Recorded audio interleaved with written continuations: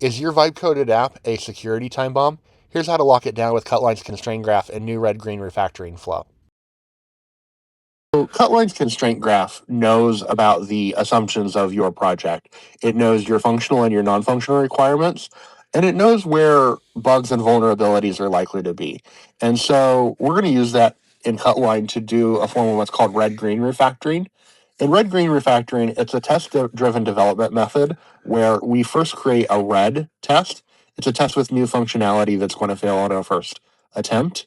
And then the coding agent is going to try to make that green.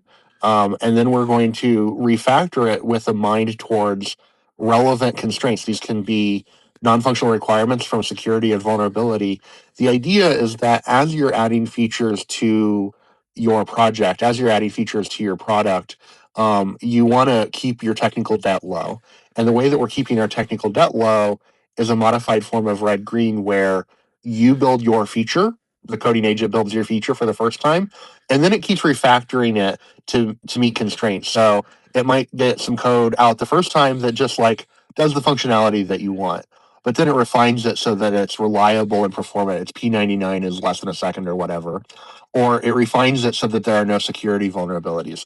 The idea of red-green refactoring is to get something, get some code written that performs the function, test it, and then get it to be secure and stable and scalable through iterative refinement against those tests we've defined.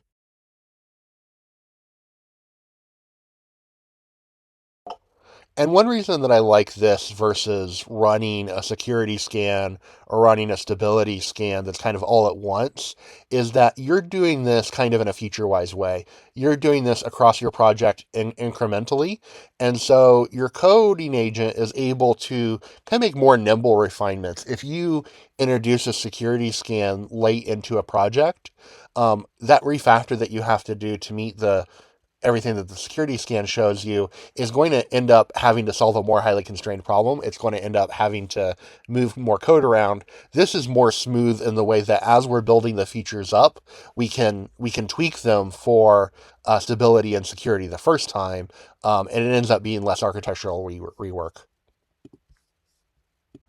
So yeah, you can use Cutline regardless of where you're at, MVP stage or you're still building an MVP, to get past what we call the MVP cliff, get towards something that's production ready for customers to use. And then we get a red-green report with the tests that we wrote and are passing the tests and the steps that we took in our refactor.